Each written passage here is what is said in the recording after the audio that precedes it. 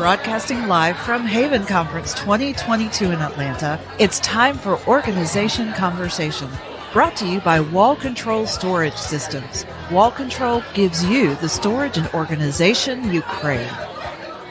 Hey guys, welcome back to Organization Conversation. I am Richard, and I'm here with my friend Brooke from Crib Style. Brooke, how are you doing? How's the show been so far? I am doing fabulous. I'm so glad to be here, so glad to see you guys, and I just can't wait to get this year started. Yeah, so when did you get in town?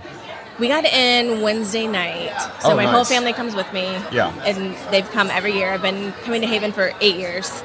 Yeah. And they would kill me if I didn't bring them with us. Yeah. Do any of them come to the conference? Like, because I was talking with Tiff, and her husband will she goes to all the creative stuff, and then she sends him to the tax classes and things like that. So we've talked about getting my husband to go to some of the classes, but the girls are finally at an age where they're old enough to be on their own. So maybe next year I may use him, because there's so many classes that I can't get to. Yeah, that's the hardest part, is how deciding what to go to. Exactly. So I think maybe next year might be our opportunity. Although, my youngest, she started with social media here recently. Oh, so that's perfect. I'm training her up. Yeah, that's good. Training her up. Well, so she's got a good coach. For sure. Well, thank you.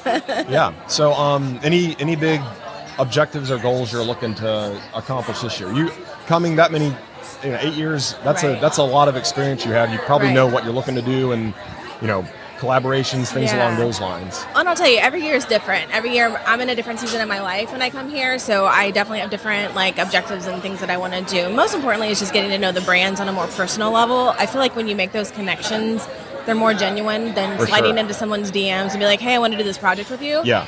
I think if you get a chance to talk to people and kind of tell them your story and just kind of explain this is what I'm thinking about doing and this is why I'm thinking about doing it, I think it gives a little bit more meaning than I just want to work with you. Yeah, absolutely. From the brand side, I can totally agree. It's the relationship is what we're after. You know what I mean? That long-term kind of thing.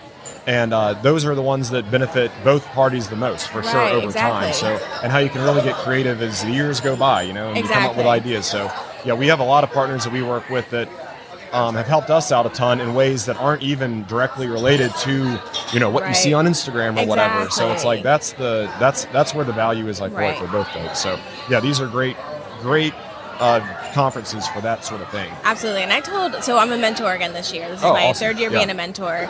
And I told my group that came, I said, I feel like we have an unfair advantage to most bloggers. If you don't come to Haven, you don't get that face-to-face interaction. I think there's just so much value to it. Absolutely.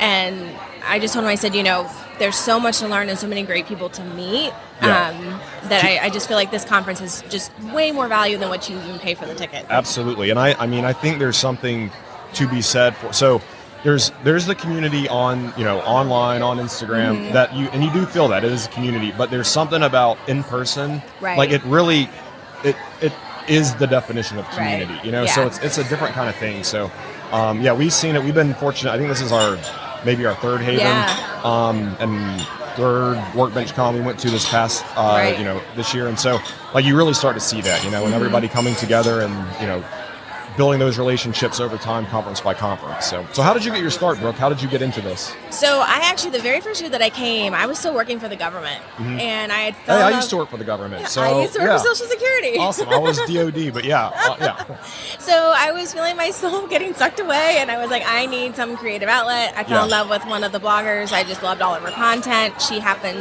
I had just missed Haven that year. So I'm like, I'm going to go next year. So the year that I went, she was actually there. So I fangirled, because I'm like, oh my gosh, I read your stuff every day during my lunch break. Yeah. And I fell in love. I'm like, this is what I'm supposed to do. Yeah. But I didn't start actually blogging until the year after that. I went into organizing. So I started going into people's homes and doing organizing. And that's how I started Crib Style, was just doing organizing and kind of writing about it, but not really writing until a year later I was like, I would much rather tell people about organizing than helping people organize. Yeah. Only because I didn't want people to want me back. I felt like if they needed me back, that I wasn't doing my job right, which is a horrible business plan. Yeah. Because you want people to want You're like, you back. You literally don't want repeat customers. Yeah. You're like, I'm like, no, I'm doing this wrong. Like, clearly I'm not meant to do this. So I'm like, I'm just going to focus on the blogging. So in 2015 I came here. 2016 is when I took off and just did the blogging. Awesome. And I left the job and I just said, you know what, let go and let God. And I just jumped. Yeah. And it was one of the best decisions I've by far made, because every year has been different. Every experience has been different. And I've had so many opportunities that I wouldn't have done had I just not quit and not. Yeah, when you're doing that, when you're focused on it full time, you know, your attention's not split between 1,000 different things. So, you know, that makes a huge difference. Absolutely. It certainly affects the quality of your work for sure. So, yeah. So I know you're familiar with our brand. I am. Yeah. So how has Wall Control helped you and the organization, you know, at large? My biggest thing is, so all the tools in the garage are mine. Mm-hmm. Like, my very first Haven, I actually won the complete full set of indoor and outdoor tools from Ryobi. That's a really good first trip. Exactly. Yeah. I mean, like I said, the first trip was like, I won a chair from Lazy Boy. I won the indoor and outdoor set from Ryobi. Yeah. So I'm like a Ryobi lifer. And let's go buy a lottery ticket when we're done here. I know, right? I mean, I did hear the Mega Millions is up to like, what, 700 million? If you get one, buy two, and then I'll split it with you. Perfect. So that'll be the deal.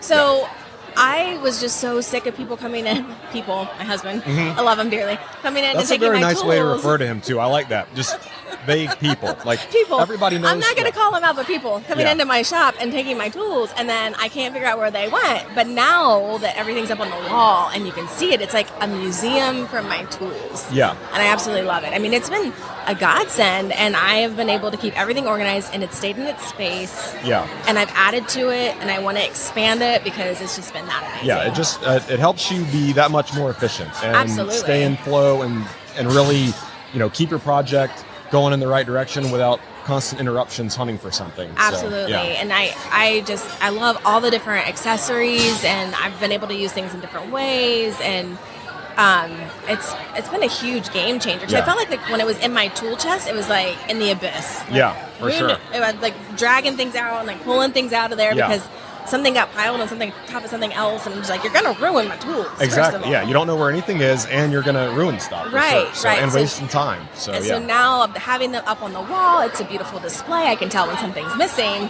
and it leaves more room in the drawers for the things that aren't as pretty. Absolutely. Yeah, and I love your setup. You've got a great display for sure. Thank you. So, I love it. Well, and that particular my shop is also our workout place, and it's where the golf cart goes. So it's really important that everything stays organized and off the floor and just where it needs to be. That's got to be a very functional space for sure. Oh, absolutely. Yeah. Absolutely. Well, cool. Well, how can our audience find you? I know we've shared a lot of your stuff before, but like, if you're listening to this, how do people find you, find your blog, and reach out to you? So it's at Crib Style, so it's CRIBBS style.com. And I'm on all the social, that's all the social handles is at Crib Style. So like a baby crib, but with one more B. Yeah, exactly. Awesome. Well, thanks for coming on, Brooke. You. And I hope you have a good conference, and we'll be seeing you. You know where we're at. So. I do. Thank you. Thank you for joining us.